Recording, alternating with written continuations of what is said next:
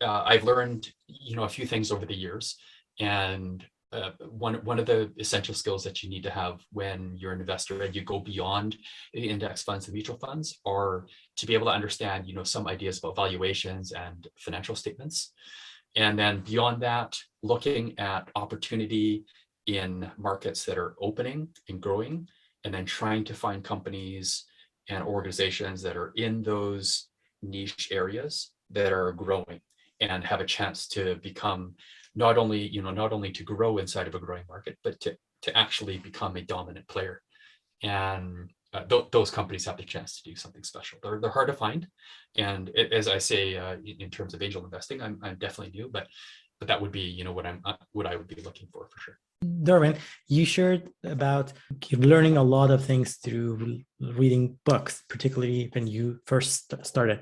Do you mind sharing with us perhaps some of the books that over the years have resonated with you the most, that you would recommend to those who are pursuing financial planning or financial independence, perhaps as a domain to look out for and read? The favorite books that I have are, so the first one that got me started off was The Wealthy Barber, which I think is fairly well known, but it's a great starter book and just explains in very understandable terms how personal finance and investing works. And the next one from there would be, it's my favorite personal finance book of all time, which is The Millionaire Next Door. And it talks about, it weaves together very well statistics, generated through research, but also weaving in stories and then presenting those stories in the context of the research. And it does it very skillfully. And it's a great book. But even beyond those, The Millionaire Next Door is actually a family of books, and the other ones might not be as well known, but I think they're just as fantastic.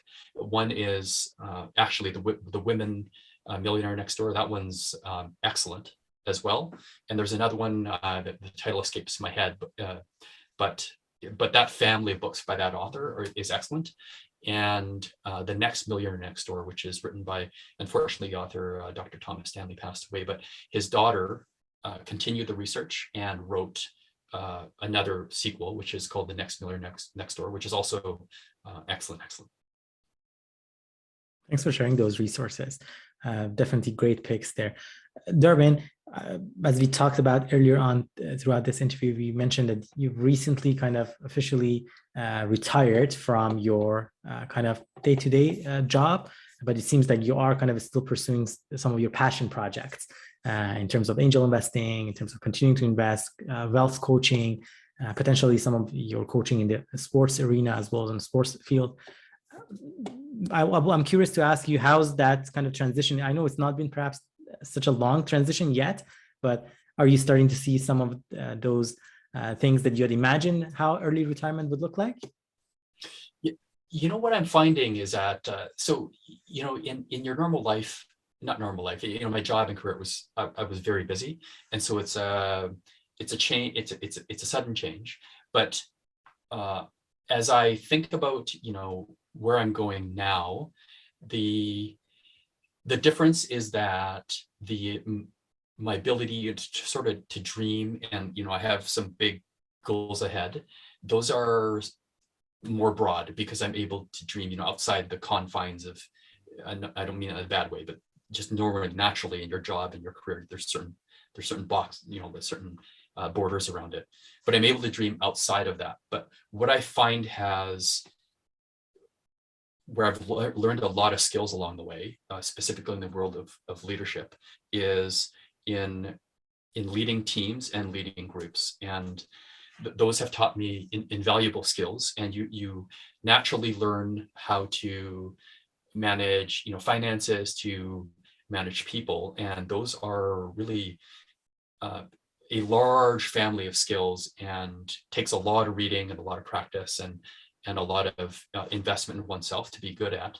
And so the lessons that I've learned, that I found have carried over, in sports and in the work world and in what I'm doing now. An example would be the conversation when you're coaching, competitive and elite athletes, when you're telling someone that you have to cut them or that they didn't make the final, that they're not going to race in the final, that conversation is very similar to when you're giving feedback to someone that reports to you that perhaps you're trying to get across some performance feedback.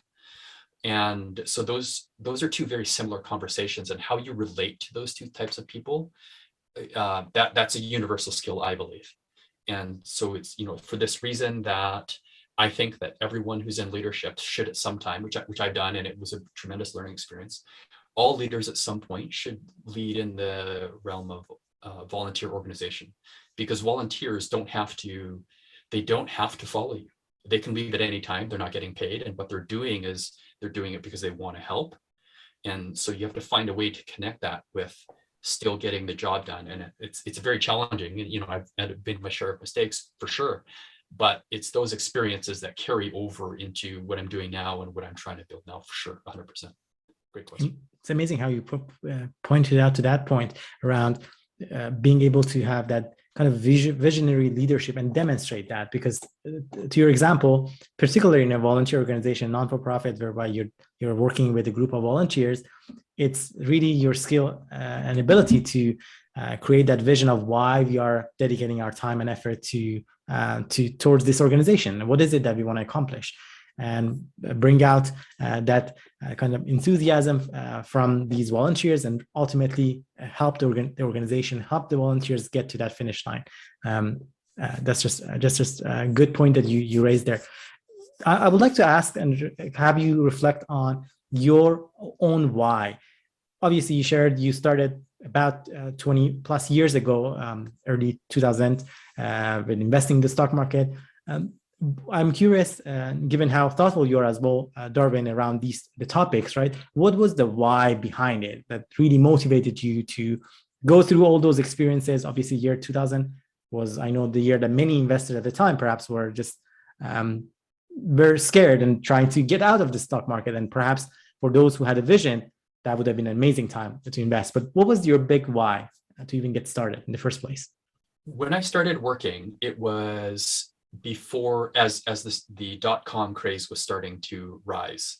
And I don't know how many of your listeners would remember this time, but there was a lot of funding and a lot of venture capital, and most of it went nowhere, and most of it became, vaporware, and what we sometimes refer to affectionately now as the .bomb era.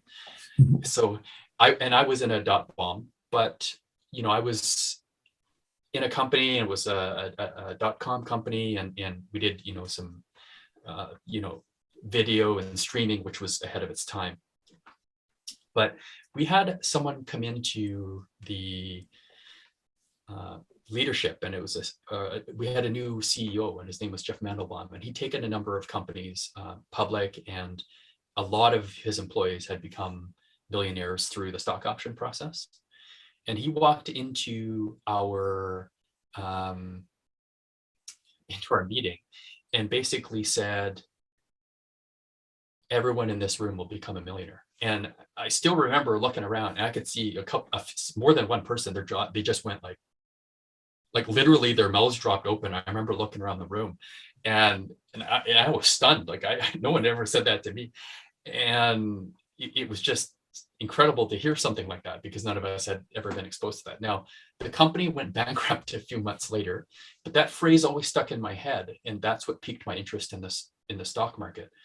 But beyond that, years later, so I had an episode a number of years ago where I nearly passed away.